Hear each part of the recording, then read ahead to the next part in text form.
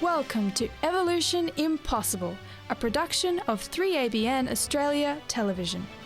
Our host is Dr. Sven Estring with special guest Dr. John Ashton and our panel.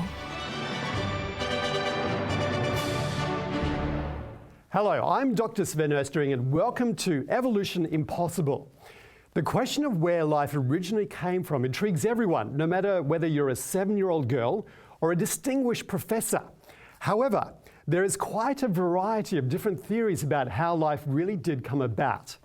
In this series, we're going to be exploring the biggest theory in the world today, evolution. It's taught at universities and promoted in the media, but have you ever stopped to ask whether evolution is even possible? According to some experts, that's a question that should not even be raised in schools, which is really quite surprising. It makes me even more curious to explore whether evolution really works or not. Here with me to explore this really big topic is Dr. John Ashton, Ali Turner, Blair Lemke, and Stephen Aveling-Rowe. Thanks for joining me today. Now, John, this is not a new topic for you, is it? It's a topic that you've told me you've been exploring for almost 50 years, which is more than I've been alive. And what I wanted to know is this: what got you interested initially in exploring whether evolution really works or not? Well, I started going to church in 1970, and at that time I was working as a research fellow at the University of Tasmania, and when the church folk found out that I was a research scientist, they said, well, do you believe in evolution or do you believe in the Bible account of creation? Now, I'd studied geology at university for a while, and so that's when I began researching the evidence. Where did the evidence sit? I actually had a friend who was doing his doctorate as well in the area of geochemistry, and he was studying a gold deposit in New Zealand and had a prospector's shovel handle radiocarbon dated, and it came back at 6,600 years from the radio dating laboratory. And we both thought to ourselves, how can this be that old, you know? When did the mining actually occur? In the 1880s in New Zealand. So not 6,000 years ago? Well, no, we didn't believe that the tree that it was made from would have been that old. So since then I've been doing a lot of reading. And then another time I thought, well, why don't I ask scientists who do believe in creation why they believe in creation. And so I wrote to a number of scientists around the world, leading scientists who I'd found out through, connections were creationists. And they came back. What was the outcome of that project? Well, the outcome was that I put the articles together and became the book In 6 Days, Why 50 Scientists Choose to Believe in Creation. And that's been a bestseller on Amazon since 1999 that came out. It's incredible. And then it's interesting, this whole concept that life arose through random mutations. Now, of course, we know now that since the development and understanding of DNA, that we've got to change the DNA, and mutations can change the DNA. So I was curious. I was meeting actually with some plant breeders at a leading Australian university, and we were talking about a new project that we were involved in. And I asked the lead plant breeder, do mutations produce new genetic information? And he said, oh yeah, no worries. And so I said, well, can you give me an example? And he paused and he hesitated and he said, can't think of one, but he said, ask our chief geneticist. And none of the other guys at the table, we were having lunch at the time, commented. But later that afternoon, I met up with the chief geneticist and asked him the same question. He said, no, never. He said, mutations destroy the information in DNA. He said we produce changes, but we're producing changes by destroying DNA, not making new DNA. Interesting. And this was very relevant because really the theory claims that the mutations are producing new DNA. Very interesting. And thank you so much, John. And I just want to really be interested in your perspective as well. So, Ali, why are you interested in the topic of evolution and creation? Look, for me, it really began during my schooling years. So my older sister, she's 2 years older than I am, she was going through high school and she started being taught evolution, of course. And I just, but naturally became interested as well. She started really researching the different arguments for creation versus evolution. Yeah, and ever since then it's been an interest of mine, and I've done a lot of reading on the topic. And what about you, Stephen? Where did your interest arise from? I guess you could say it started around the family dinner table. With Dad being a biochemist and teacher in many schools, it's a topic that's foundational to the understanding of the sciences. And then for me, particularly as I'm into nature and wildlife in a big way, understanding the way speciation occurs and development of these species over time is really fascinating to me. So these are fundamental questions for me. What about you, Blair? Is it a sort of family kind of affair as well with the whole evolution thing? Yeah, look, for me, I work with a lot of young people of faith, young people who are trying to learn about faith. And one of the key things that always comes up is the discussion of evolution and how that fits in, or does it fit in, with the Christian worldview, you know, as a competing worldview. And so in my role working with young people, that's come up often, and it's been a point of interest that has kind of started me asking questions and looking at the biblical account and comparing it against theories that are suggested in science, seeing where the two can fit together and where there's disconnect. So it's big questions. There's the big questions of life that all people ask, and young people particularly ask. And it's interesting you should say that, Blair, because they've done research, a small research project, and what they've found is that as young people accept evolution and they go to university, often their faith is eroded because of that. So it's a big topic in terms of not only from a science point of view, but also from a faith perspective as well. But Stephen, I was just wondering, you know, when you were at school with your science classes, what were you taught in terms of evolution? What comes to mind in terms of the evolution topic for you? Look, for me, it was a slightly different experience coming from a home-educated perspective. But with that in mind, nonetheless, I've been well grounded in both perspectives, free to make my own mind up. And so it's through much reading, research, reading books like yours that have helped give me a perspective that I think holds water. So what about you, Ali, in terms of, did you do science classes, and what were the things which were coming through in your science education? For me, the evolution was taught many times through high school, and it came through even when we were learning about other topics. It would come through again and again. And it was very much taught as fact, very much taught as fact. There wasn't any question about whether it was true or not in the teacher's eyes, I guess. Yeah.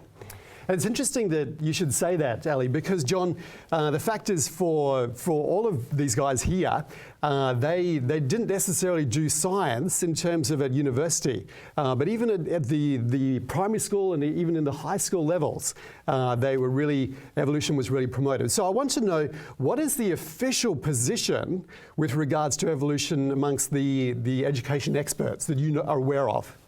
Yeah, sure. Well, evolution is certainly considered as a fact of science now, and the different science academies around the world have published statements to that effect, that evolution is now considered a fact of science. What I find is very interesting is that when you read these statements, they're not supported by any scientific evidence. They make assertions that there is a large body of scientific evidence supporting those claims. Now, the interesting thing is, as I've been researching this, there is unfortunately the use of the word evolution is very broad, and it can mean just very small changes. And sure, we have evidence for very small changes, but the mechanisms that underpin these small changes are not the same mechanisms that would produce a new type of organism. And I think this is a very important point.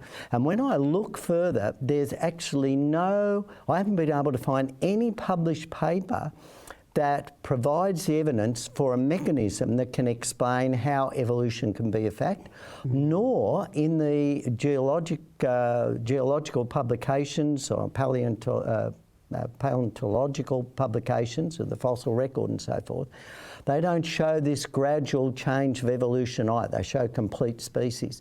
So, and I find this is very interesting. So when these organisations make these statements now, they're not supported by a list of references. They're just assertions that is a fact. Now, one interesting thing that I noticed in one textbook when I was at one of the universities in Melbourne, in their library one day, was that they had this big statement, chapter heading, evolution as a fact. And then in another section, a little bit further on in the chapter, it said one of the leading areas that evolutionists are working on is trying to figure out how evolution works, how evolution happens. So on one side it's saying it's a fact, but then they're saying, well, hang on, we actually don't know how it happens. You know. And it certainly comes to mind, you know, books by Richard Dawkins, Jerry Coyne, where they really say evolution is fact, right on the, you know, the very first page. It's an amazing comment. So I guess, John, I mean, this whole series is all going to be about evolution. So we're going to cover a lot of different scientific topics. But could you just run through with us what is the evidence which scientists would use to say that evolution is a fact? What sort of is the pillars that kind of support this idea?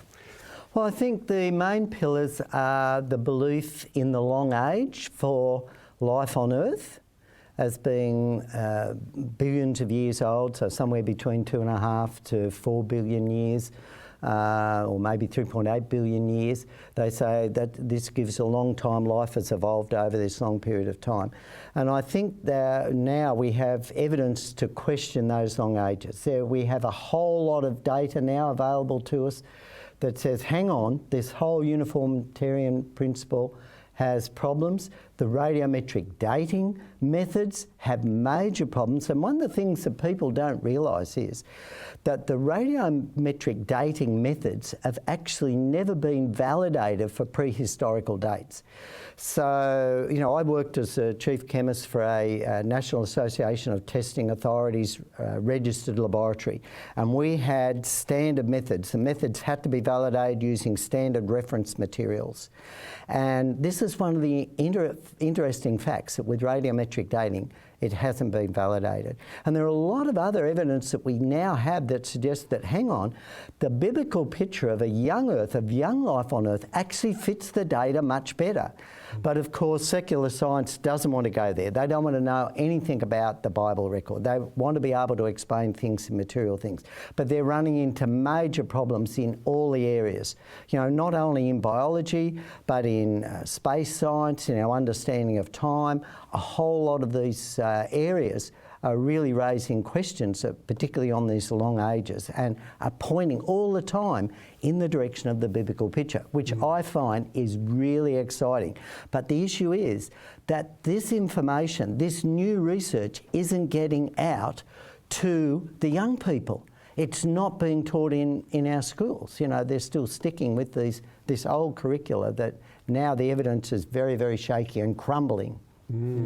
I just wanted to ask you guys, did you have any questions for Dr. Ashton, you know, with regards to this idea that science is fact and evolution is fact, and science really says that this is the way that life came about? Look, I was actually going to ask you, just in relation to tertiary education for scientists and I guess how that's structured, because I'd always thought that scientists were almost by definition taught to question the data. To question theories, to question conclusions, and test things again and again to prove science. So when you're talking about evolution just being taught as a fact without even references and that kind of thing, I'm just wondering, I guess, whether how they are taught to think. Are they taught to think critically? Does this happen with other theories, or is it just evolution that you see this happening with? I'm wondering if there's maybe just an agenda behind the teaching of evolution. I don't think there's necessarily an agenda, but most scientists are going to teach evolution because that's what they've been taught. They've been taught it in their science class, they've had to examine it. They haven't actually been taught to question it.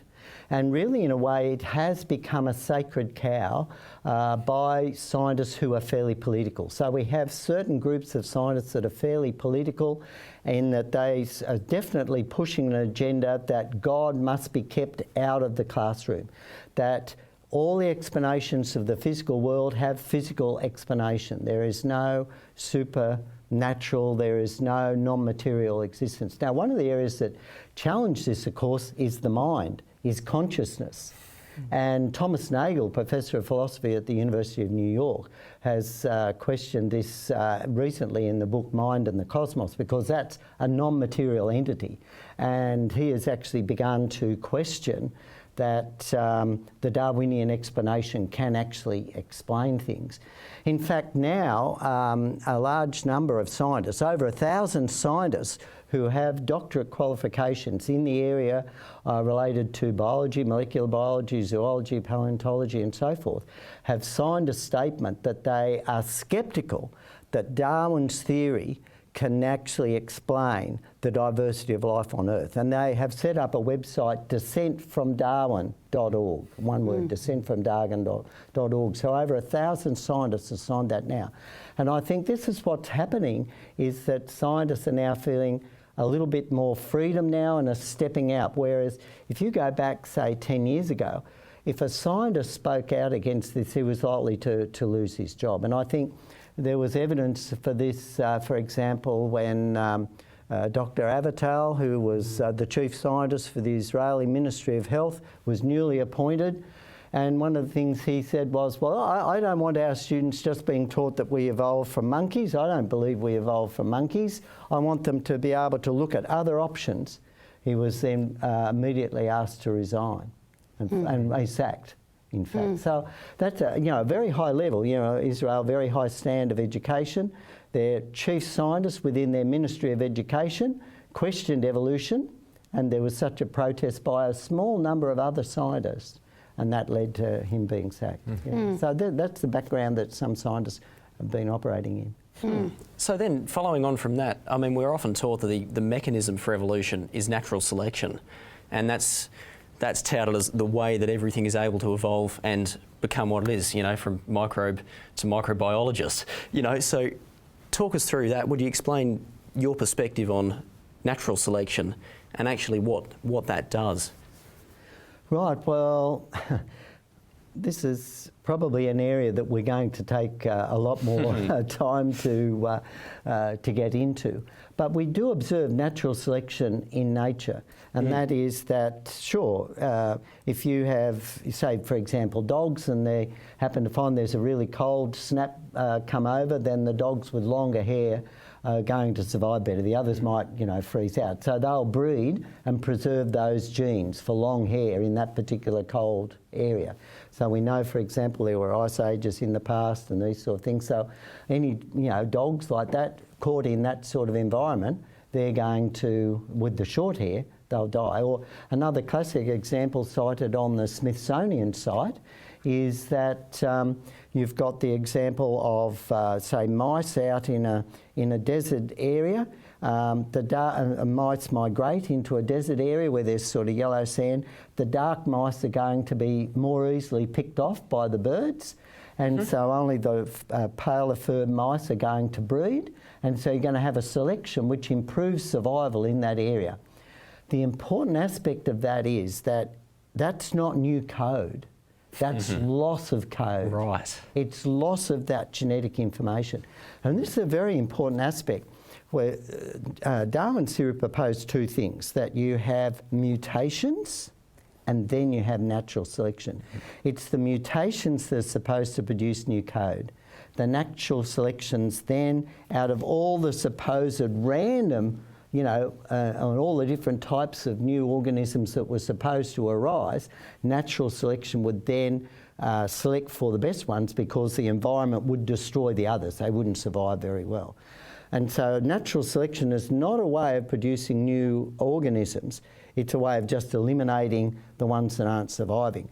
So the whole theory of evolution powerfully depends on the mechanism of mutations being able to produce new organisms. And that's its weak point. To date, there's no evidence that that happens. Wow. Yeah, Dr. John, I had a question. I was wondering, earlier on you talked about this theory of evolution where assertions are made, but there's no real scientific data or papers to support the underlying mechanisms to make it happen. I guess the question that I'm having, and I mean, there's even papers that disprove those mechanisms and things like this. So the question I'm wondering is why, in the scientific world, do scientists just not know about this? Are they disingenuous and not, dealing with this data and this new information, or, what is it? Something else? Why is there so much skepticism or lack of acceptance of some of these, or questioning of evolution? Well, look, let me give you a personal experience. Back in about 2006, the Discovery Institute in America, which promotes intelligent design, circulated DVDs on the evidence for intelligent design in nature to all the high schools in Australia. And the Biology Teachers Association of Australia put in full-page advertisements saying, don't show this DVD, we think that it's not scientific, and so forth. And there were quite a few discussion articles about this in scientific journals. And one of those articles was published in Chemistry Australia, which is the Royal Australian Chemical Institute journal. And in that, there was a professor who spoke up and said, well, look, if we taught intelligent design, we would need to teach spoon bending, alien abduction, astrology, all these crazy things. And I thought, this is so wrong. There are highly educated scientists, such as myself, who recognise the overwhelming evidence for creation as opposed to evolution. So I sent in an article to Chemistry Australia titled A Creationist View of the Intelligent Design Debate. And I listed my evidence and I cited my references, about 10 references referring to the historical and peer-reviewed literature supporting my position. As soon as that journal came out, which was the April 2007 issue of Chemistry Australia, a number of scientists in Australia wrote to the Royal Australian Chemical Institute and said, Professor Ashton has used, made-up arguments. Professor Ashton has used debunked arguments, essentially called me a liar and said, this is going to damage your reputation. So they pulled that article, even though it was a feature article in the journal and it had been peer-reviewed and I'd made the corrections according to the reviewers. And so, of course, they couldn't recall the journal, but the online issue deleted that. And so this was it. And in the following issue, the May issue, 2007 of Chemistry Australia, they published the letters by those 3 scientists. And that's essentially how I know what they said. Now, what I decided to do was ring them up and have a talk to them. Because, I'm a scientist. If you have a problem with what I'm saying, show me where I'm wrong. I'm interested in learning. Now, a couple of them I couldn't get through to, but one guy I did get through to. And I spoke to him and I said, look, I'm Dr. John Ashton. I understand you weren't very happy with my article in Chemistry in Australia. And he sort of changed his tack and I said, you claim that I'm wrong. And I said, where's the evidence that I'm wrong? And his reply was, well, we don't have the evidence at the moment, but we will. I mean, what sort of evidence is that, It's a witch. Jesus is coming again. And he will. I'm going to put my faith in Jesus coming again. That's strong faith. Not in a crazy theory that they don't actually have evidence. But this gives you an idea of the political oomph that some of the people have.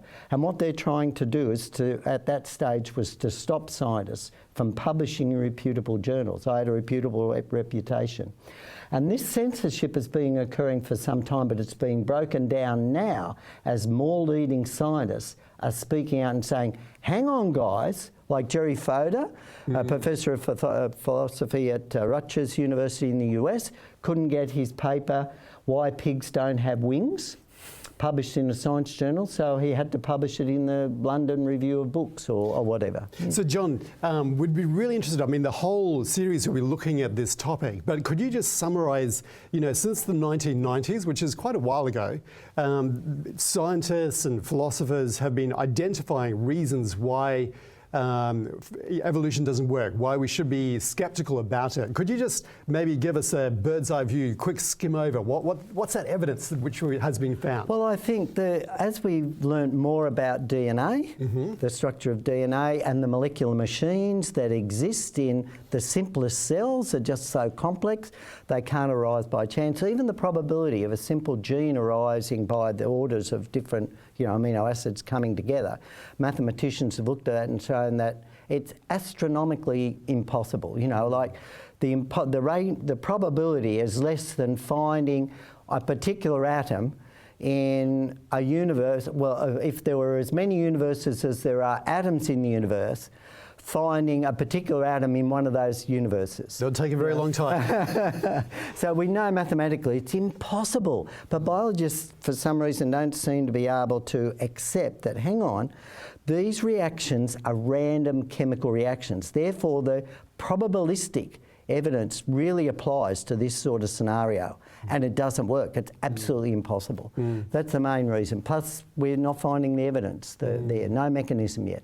And you also mentioned in your book that there is not only sociological reasons to believe in evolution now, but there was sociological reasons to accept evolution back in Darwin's time. There was a social kind of situation which led them to really want to accept it. Could you just run, what was it at Darwin's time? What were they thinking about that made them want to accept evolution? Yeah, sure. Well, that was the development of the mechanical worldview. Right. Machines had just been developed, and they were really taking off.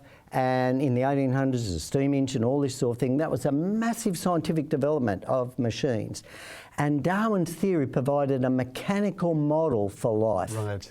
That was the clinch. It was a mechanical model that showed evolution. They saw the evolution of machines, and now they had a mechanical model for life, and that just took off. I guess a question for you guys as a panel: how do you feel when you hear about top scientists like the chief scientists in the Israeli state, the government, being sacked because they simply questioned evolution? It just seems very unscientific. Science is the pursuit of knowledge and information and testing, and it just seems very emotional and. It just doesn't seem scientific. It's very unscientific, isn't it? Yeah.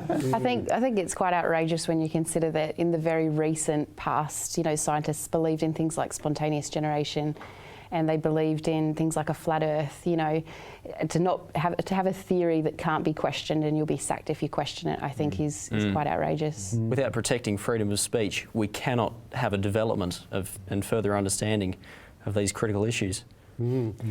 As you can see, this is a really, really important topic, and I can imagine that you wish you were actually here with us. Well, the good news is that you can join us by getting Dr. John Ashton's book, It's Evolution Impossible. You can order it through a number of online bookstores right around the world, which is really good. What a fascinating discussion. We're only just getting into the topic. We'll be back next time to dig deeper into the theory that Darwin developed, which literally changed the world. We look forward to seeing you next time.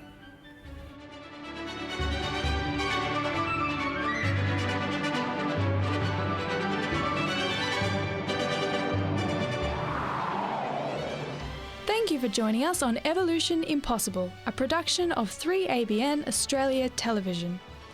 If you have any comments or questions, send an email to radio@3abnaustralia.org.au or call us within Australia on 02 4973 3456. We'd love to hear from you.